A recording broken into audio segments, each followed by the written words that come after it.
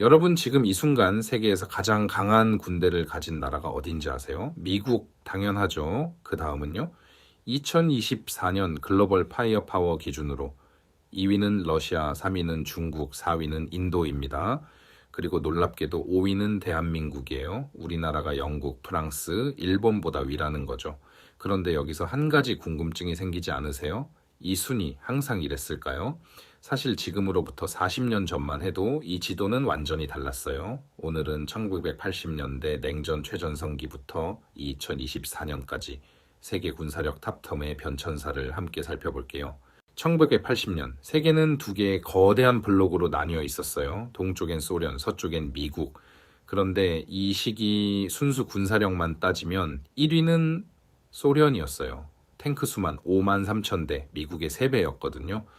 핵탄두도 미국보다 많았고 육군 병력은 압도적이었죠. 2위가 미국, 3위가 중국이었는데 당시 중국은 숫자는 많았지만 장비 수준이 한참 뒤처져 있었어요. 4위 영국, 5위 프랑스. 이 두 나라는 핵을 가진 유럽 강국으로 여전히 건재했고요. 6위엔 서독이 있었어요. 2차 대전 패전국이지만 나토의 방패 역할로 강력한 재래식 군사력을 유지했죠. 7위 인도, 8위 북한, 9위 이스라엘, 10위 일본. 북한이 탑 10에 있다는 게 놀랍죠. 1980년대 북한은 지금과는 달리 당시 중위권 군사력으로 평가받았어요. 그리고 이 시대의 핵심 키워드는 억지력이에요.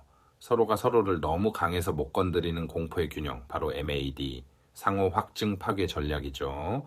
1991년 12월 25일 크렘린궁의 소련 국기가 내려가고 러시아 연방기가 올라갔어요. 세계 1위 군사 강국이 하루아침에 사라진 거예요. 이게 군사력 순위를 어떻게 바꿨을까요? 1990년대 탑 10은 이렇게 바뀌었어요. 1위 미국, 이제는 경쟁자가 없는 당흑 패권, 2위 러시아, 소련의 후계자지만 경제가 붕괴하면서 군사비가 80% 넘게 삭감됐어요. 3위 중국, 조용하지만 빠르게 현대화를 시작했고요.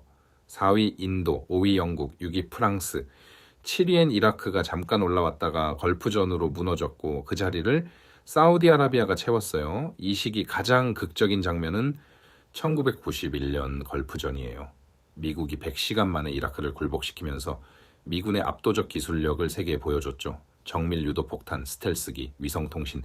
이때부터 군사력의 기준이 머릿수에서 기술력으로 넘어가기 시작했어요.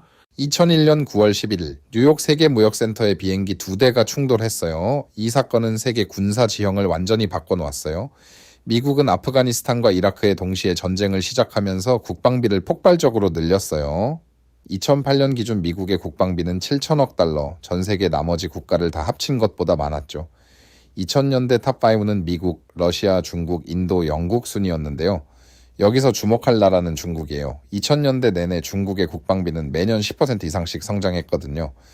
조용하지만 무섭게 컸죠. 항공모함 기술을 연구하고 제이뉴 스텔스 전투기를 개발하고 우주군을 창설하고 한편 6위부터 10위엔 변화가 있었어요. 프랑스, 독일, 터키, 이스라엘 그리고 처음으로 한국이 탑10 후보군에 이름을 올리기 시작했어요. 한국은 이 시기 이지스 구축함 취역, KF-15 전력화, 해군 증강을 통해 지역 강국으로 자리매김했거든요. 2010년대는 미국 독주의 브레이크가 걸리기 시작하는 시기예요. 2014년 러시아가 크림반도를 합병했어요. 냉전 이후 처음으로 유럽에서 영토가 무력으로 바뀐 사건이었죠. 같은 해 중국은 남중국해에 인공섬을 짓기 시작했어요. 세계가 다시 긴장하기 시작했어요. 이 시기 탑3는 확실히 굳어졌어요. 미국, 러시아, 중국.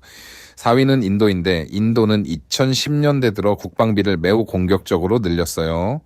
2016년 기준 인도 군사력은 영국, 프랑스를 이미 앞질렀죠. 그리고 눈에 띄는 변화가 하나 더 있어요. 2016년 대한민국이 처음으로 글로벌 파이어파워 탑10 내에 공식 진입했어요. F-35A 도입 계획, 세종대왕급 이지스 구축함, 공군 전력 증강이 높은 평가를 받았죠.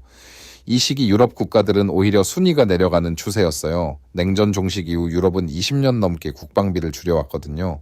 GDP 대비 국방비를 2%로 맞추라는 나토 기준을 지키는 나라가 몇 없을 정도였죠. 2022년 2월 24일 러시아가 우크라이나를 전면 침공했어요. 이 전쟁은 세계 군사 지형을 또 한 번 뒤흔들었어요. 첫 번째 충격, 러시아가 예상보다 훨씬 약했어요. 장비 고장, 보급 실패, 지휘 체계 혼선, 숫자만 많은 군대가 현대전에서 얼마나 취약한지 전 세계가 목격했죠. 두 번째 충격, 유럽이 잠에서 깨어났어요. 독일은 시대전환을 선언하며 국방비를 한 번에 1천억 유로 증액했어요. 폴란드는 GDP의 4%를 국방에 투자하겠다고 선언했고 핀란드와 스웨덴은 나토에 가입했죠. 세 번째 충격, 드론과 AI가 전장을 바꿨어요. 우크라이나가 바이락타르 드론 하나로 러시아 함선을 격침하는 장면은 전술의 패러다임을 바꿨죠. 2024년 현재 탑10을 보면 1위 미국, 2위 러시아, 3위 중국, 4위 인도, 5위 한국, 6위 영국, 7위 일본, 8위 프랑스, 9위 터키, 10위 이탈리아예요. 한국이 5위, 일본이 7위. 동북아시아의 군사 밀도가 이렇게 높아진 건 역사상 처음이에요. 지금까지 40년 동안의 군사력 탑10 변천사를 살펴봤는데요. 여기서 한 가지 패턴이 보이지 않으세요? 군사력 1위는 단 한 번도 영원히 유지된 적이 없다는 거예요. 소련은 무너졌고 미국의 독주는 흔들리고 있고 중국은 올라오고 있어요. 그리고 또 하나, 군사력 순위는 국력의 결과지 원인이 아니에요. 경제가 무너진 소련이 군사력을 유지하지 못했듯이 강한 군대 뒤에는 반드시 강한 경제가 있어요. 그리고 마지막으로 순위 자체보다 중요한 건 왜 강해지느냐예요. 억지력을 위한 군사력인지 팽창을 위한 군사력인지 그 차이가 세계 평화를 결정하거든요. 다음번엔 각 나라의 군사력을 구성하는 세부 요소들을 하나하나 뜯어볼게요. 여기까지 국방력 탑 1000 나라 변천사였습니다.